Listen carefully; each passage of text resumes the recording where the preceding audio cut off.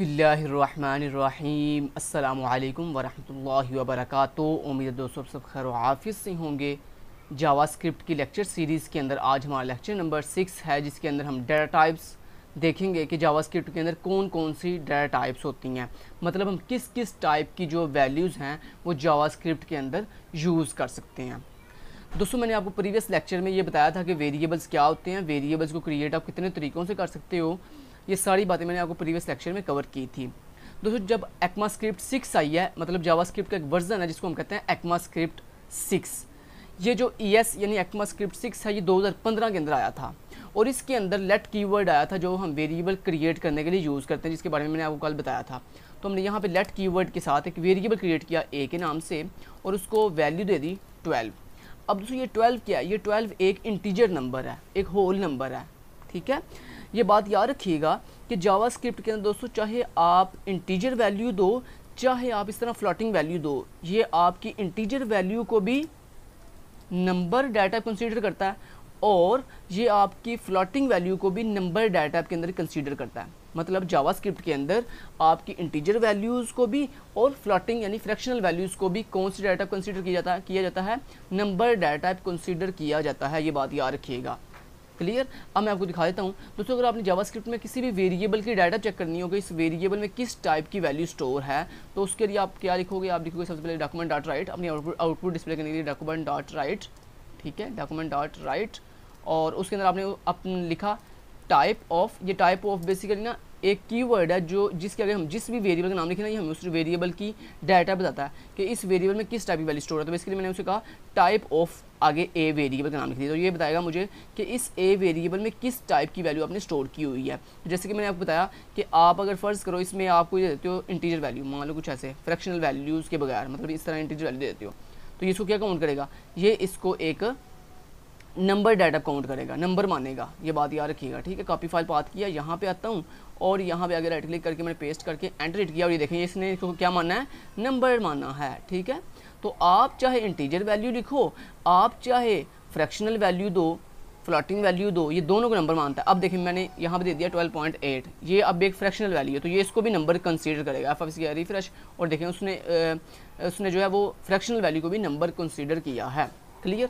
अब नेक्स्ट बात करते हैं दोस्तों, अगर आप अपने वेरिएबल के अंदर जावास्क्रिप्ट के किसी वेरिएबल के अंदर बूलियन वैल्यू दो, आपको पता है ना बूलियन वैल्यू क्या होती है, ट्रू या फॉल्स। हम यहाँ तो लिखते हैं ट्रू या फॉल्स, इसमें दो ही वैल्यूज होती हैं, या ट्रू या फॉल्स। तो दोस्तों अगर आप अपने वेरिएबल के अंदर ट्रू या फॉल्स लिखो तो उसको जावास्क्रिप्ट क्या मानता है, बूलियन डाटा मानता है, बूलियन डाटा मानता है, ओके। और ये बात याद रखिएगा, ट्रू या फॉल्स को आपने डबल कोटेशन के अंदर नहीं लिखा। अगर आप किसी भी चीज़ को डबल कोटेशन के अंदर लिखते हो तो वो एक स्ट्रिंग वैल्यू बन जाती है, ठीक है। आपने ट्रू को और फॉल्स को विदाउट कोट लिखना है, ठीक है, फिर ये इसको बूलियन मानेगा। अब बस ये रिफ्रेश और देखो उसने वो कहता है ए के अंदर जो वैल्यू स्टोर है वो क्या है, एक बूलियन टाइप की वैल्यू है। ऐसी माने आपने यहाँ पे अगर ट्रू की जगह पे फॉल्स लिख देते हो, इस तरह फॉल्स लिख देते हो तो क्या होगा भला, ये अभी भी एक बूलियन वैल्यू है, क्योंकि ट्रू और फॉल्स एक बूलियन वैल्यू होती है, ओके। अब दोस्तों नेक्स्ट तीसरी जो डाटा है, ये दो डाटा मैंने आपको सिखा दी, एक नंबर सिखाई है जिसमें आपकी इंटीजर वैल्यूज़ और फ्रैक्शन वैल्यूज आती हैं, दूसरी मैंने आपको सिखाई है डाटा बूलियन जिसके अंदर आपकी बूलियन वैल्यू मतलब ट्रू या फॉल्स आती है। देन तीसरे नंबर पे दोस्तों मैं डाटा आपको सिखाने जा रहा हूँ स्ट्रिंग डाटा। जावास्क्रिप्ट के अंदर जो तीसरी डाटा होती है उसको हम कहते हैं स्ट्रिंग डाटा। ये कौन सी डाटा होती है, ये दोस्तों एक ऐसी डाटा होती है जिसमें आप डबल कोटेशन में कुछ भी लिख दो ना तो वो एक स्ट्रिंग डाटा मानी जाती है।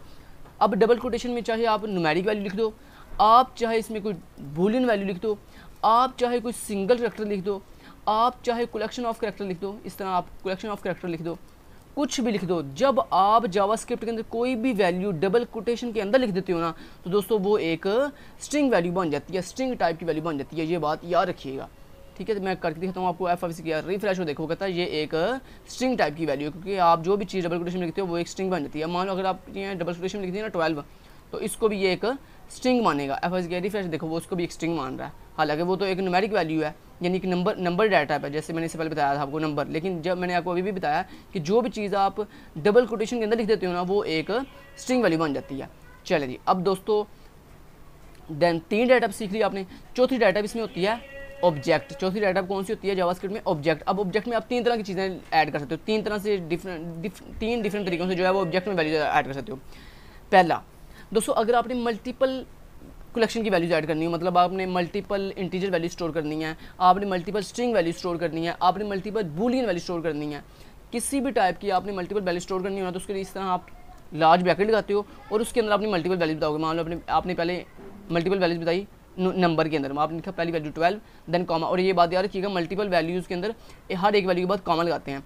तो आपने लिखा 12 कॉमा 33 कॉमा 77 कॉमा 31, इस तरह। तो this is the collection of multiple number value. ये सारी क्या न्यूमेरिक वैल्यूज, मतलब जिसको जावास्क्रिप्ट के अंदर किस टाइप के अंदर इंक्लूड किया जाता है, नंबर टाइप के अंदर। तो दोस्तों जब आप इस तरह मल्टीपल नंबर टाइप की वैल्यूज़ को एक लार्ज ब्रैकेट के अंदर इंक्लूड कर देते हो तो इसको ये क्या मानता है, एक ऑब्जेक्ट मानता है। लेकिन दोस्तों बाकी जो लैंग्वेजेस है उसके अंदर इसको एक एरे माना जाता है, लेकिन जावास्क्रिप्ट के अंदर एरे को भी दोस्तों एक ऑब्जेक्ट माना जाता है। ठीक है, अभी अगर मैं इसे पूछूंगा इसकी एक डाटा के, तो ये कहेगा this is object. F refresh देखो कह रहा है ये एक ऑब्जेक्ट है। तो ये तो दोस्तों जावास्क्रिप्ट के अंदर एरे बनाने का तरीका, कि एरे इस तरह से बनाते हैं। अगर आपने सेम टाइप की मल्टीपल वैल्यू स्टोर करनी हो ना, लेकिन ये बात याद रखिएगा यहाँ पे हम जो है ना वो मल्टीपल वैल्यूज देंगे तो फिर ही ये एक जो है वो ऑब्जेक्ट बनेगा। क्लियर, आप सिंगल ये ना हो, अब आप सिंगल वैल्यू दे दो यहाँ पे। ठीक है, अब इसी तरह दोस्तों लाजमी नहीं कि आप इसमें नंबर वैल्यू स्टोर कर सकते हो, आप इसमें जो स्ट्रिंग वैल्यू भी दे सकते हो। जैसे आपने दी पहली वैल्यू खिजर, देन लगाया कॉमा, दूसरी वैल्यू आपने दी जैसे KST, देन आपने लगाया कॉमा, तीसरी वैल्यू दी आपने लर्निंग। इस तरह आप किसी भी टाइप की मल्टीपल वैल्यूज दे दोगे ना जब लार्ज ब्रैकेट्स के अंदर, तो वो बन जाती है एक एरे। और जावास्क्रिप्ट के अंदर एरे को क्या कंसीडर किया जाता है, एक ऑब्जेक्ट कंसीडर किया जाता है। तो यहाँ पे बना देता हूँ एफ किया रिफ्रेश, और ये देखें ये इसको ऑब्जेक्ट ही मान रहा है अभी भी। ठीक है, लेकिन ये बात याद रखिएगा जावास्क्रिप्ट के अंदर हमारे नज़दीक ये एक एरे है, उसकी डाटा वो उसको ऑब्जेक्ट मान रहा है। लेकिन जब भी आपको पेपर में ये कहा जाए ना, या जब भी आपसे कोई कहे कि जावास्क्रिप्ट में एक एरे बना दो, तो एरे इसको कहते हैं कि जब आप लार्ज ब्रैकेट के अंदर मल्टीपल कलेक्शन ऑफ वैल्यूज लिखते थे तो वो एक एरे बन जाती है। अब दोस्तों अगर आपको कोई कहे कि जावास्क्रिप्ट के अंदर ऑब्जेक्ट बना के दिखाओ, दोस्तों ऑब्जेक्ट में और एरे में क्या डिफरेंस है? ऑब्जेक्ट में और एरे में डिफरेंस ये होता है कि एरे के अंदर हम सिर्फ कलेक्शन ऑफ वैल्यूज लिखते हैं, लेकिन ऑब्जेक्ट के अंदर हम कलेक्शन ऑफ वैल्यूज के साथ साथ उसका प्रॉपर्टी भी बताते हैं। जैसे हमने लिखा name Khizar, age 24, education BSIT। इस तरह जब मतलब आप प्रॉपर्टी और देन उसकी वैल्यू, प्रॉपर्टी उसकी वैल्यू इस तरह से लिखो ना मल्टीपल वैल्यूज, तो इसको हम कहते हैं जावास्क्रिप्ट के अंदर ऑब्जेक्ट क्रिएट करना। और ऑब्जेक्ट दोस्तों क्रिएट करने के लिए हम लार्ज ब्रैकेट नहीं लगाते बल्कि कर्ली ब्रैकेट लगाते हैं, जिसको हम मिड ब्रैकेट कहते हैं। ये मिड ब्रैकेट लगाई जाती हैं ऑब्जेक्ट क्रिएट करने के लिए। ठीक है, अब इस ऑब्जेक्ट कर्ली ब्रैकेट के अंदर आपने ऑब्जेक्ट क्रिएट कैसे करते हो, उसके अंदर आपको बतानी पड़ती है हर वैल्यू के लिए उसकी प्रॉपर्टी और उसकी वैल्यू। प्रॉपर्टी मीन मतलब जैसे नेम एक प्रॉपर्टी है, आगे लगाते हैं कॉलन, और उसके बाद उसकी वैल्यू क्या है वो आप डबल कोटेशन के अंदर जो भी उसकी वैल्यू है, अगर वो स्ट्रिंग वैल्यू तो डबल कोटेशन में लिखोगे, अगर न्यूमेरिक वैल्यू तो वो आप विदाउट कोड लिखोगे। तो ये देखो दिस इज ऑब्जेक्ट। ऑब्जेक्ट में क्या होता है, प्रॉपर्टी होती है और उस प्रॉपर्टी की वैल्यू होती है। तो ये नेम एक प्रॉपर्टी है, ये नेम एक प्रॉपर्टी है या एक एट्रीब्यूट है, और ये जो खिजर है ये उसकी वैल्यू है। देन आगे अगर आपने एक से ज़्यादा प्रॉपर्टीज ऐड करनी है ऑब्जेक्ट के अंदर तो आप लगाओगे कॉमा, उसके बाद मान लो आपने अगली प्रॉपर्टी ली थी, जैसे एज एक प्रॉपर्टी है और आपने लिखा एज एक प्रॉपर्टी है, और इस एज के अंदर आपने क्या वैल्यू लिखी थी 24। तो मतलब आप कह रहे हो पहली प्रॉपर्टी नेम उसकी वैल्यू खिजर, देन दूसरी प्रॉपर्टी एज उसकी वैल्यू 24। तो ये होता है ऑब्जेक्ट। ठीक है, ये होता है ऑब्जेक्ट। पहले जो हम एरे बना रहे थे उसको भी जावास्क्रिप्ट ऑब्जेक्ट मानता है, लेकिन वो एरे थी, उसमें क्या था, उसमें सिर्फ कलेक्शन ऑफ वैल्यूज़ थी, उसमें कोई हर वैल्यू के साथ उसकी प्रॉपर्टी नहीं थी, हमने मेंशन की। लेकिन जब आप इस तरह कर्ली ब्रैकेट्स के अंदर अपनी प्रॉपर्टीज़ भी बताते हो और आगे प्रॉपर्टी के आगे इस तरह उसकी वैल्यू भी बताओ, तो ये बन जाता है एक ऑब्जेक्ट। मैं आपको करके दिखाता हूँ, देखना ज़रा FFC किया रिफ्रेश, और देखो ये अभी भी कह रहा है ये इसकी डाटा भी क्या जी एक ऑब्जेक्ट है। ठीक हो गया। तो दोस्तों इस तरह हम ऑब्जेक्ट क्रिएट करते हैं जावास्क्रिप्ट के अंदर। उसके बाद दोस्तों अगर आप किसी वेरिएबल के अंदर लिख दो वैल्यू नल, इस तरह क्या लिख दो नल, तो इसकी भी डाटा वो क्या मानता है, ऑब्जेक्ट मानता है। ठीक है, तो FFC कहता हूँ यहाँ से रिफ्रेश, और देखो इसको भी उसने एक ऑब्जेक्ट मान लिया, कहता है ये भी एक ऑब्जेक्ट है। तो यानी हमें क्या पता चलेगा कि अगर आप जावास्क्रिप्ट में एरे बनाओ उसकी डाटा भी ये ऑब्जेक्ट मानता है, अगर आप जावास्क्रिप्ट के अंदर ऑब्जेक्ट क्रिएट करो फिर भी ये उसकी डाटा पे ऑब्जेक्ट मानता है, और अगर आप जावास्क्रिप्ट के अंदर किसी वेरिएबल के अंदर नल स्टोर कर दो तो फिर भी ये उसकी डाटा क्या मानता है, ऑब्जेक्ट मानता है। और अगर दोस्तों आप जावास्क्रिप्ट के अंदर किसी वेरिएबल के अंदर कोई वैल्यू दो ही ना, मतलब उसकी वैल्यू कोई दो ही ना, जैसे आपने ए वेरिएबल बनाया और इसकी आपने कोई वैल्यू डिफाइन नहीं की, दोस्तों इसकी जावास्क्रिप्ट जो डाटा मानता है ना वो होती है अनडिफाइंड। ठीक है, ये इसकी डाटा है। अगर आप किसी और ये कब होती है, जब आप किसी वेरिएबल को कोई वैल्यू ना दो तो उसकी डाटा क्या मानी जाती है, अनडिफाइंड। ये देखना मैं आपको दिखाऊंगा FFC फिर देखो कह रहा है ए की इस वक्त जो डाटा है वो अनडिफाइंड है। क्यों अनडिफाइंड? इसलिए क्योंकि आपने उसको कोई भी वैल्यू नहीं दी। तो ये दोस्तों डिफरेंट डाटा है जो मैंने आपको डिफरेंट तरीकों से सिखाई हैं। तो यहाँ पे लिख भी देता हूँ कौन सी डाटा हमने सीखी है। भला हमने सीखी है नंबर डाटा, जावास्क्रिप्ट के अंदर हमने कौन सी डाटा पहले सीखी, नंबर, जिसके अंदर कौन कौन सी वैल्यूज आती हैं, जिसके अंदर आपकी आती है मैं साथ ये भी बता देता हूँ कि जावास्क्रिप्ट के अंदर नंबर के अंदर कौन कौन सी डाटा पाती है। तो यहाँ पे हमने सीखा कि इसमें इंटीजर वैल्यूज़ आती हैं, इंटीजर वैल्यूज़ आती हैं और फ्लॉटिंग वैल्यू आती हैं, फ्लॉट वैल्यूज़ आती हैं। उसके बाद हमने दूसरी डाटा सीखी कि जावास्क्रिप्ट के अंदर एक दूसरी डाटा होती है जिसको हम बूलियन कहते हैं, बूलियन, जिसमें क्या आता है, जिसमें बूलियन वैल्यू, सिर्फ बूलियन वैल्यू आती हैं, जिसमें बूलियन वैल्यू ही आती हैं। उसको हमने सीखा इसमें एक स्ट्रिंग डाटा होती है जिसमें क्या आती है, जिसमें हर टाइप की वैल्यूज आती हैं लेकिन वो डबल कोटेशन के अंदर होती हैं। जो भी वैल्यू हम डबल कोटेशन में लिखते हैं वो सारी इसमें आती हैं, स्ट्रिंग डाटा के अंदर आती हैं। उसके हमने सीखा इसमें एक ऑब्जेक्ट डाटा होती है जिसके अंदर क्या क्या आता है, जिसमें एरे आती है, जिसमें ऑब्जेक्ट आता है और जिसमें नल आता है, ठीक है।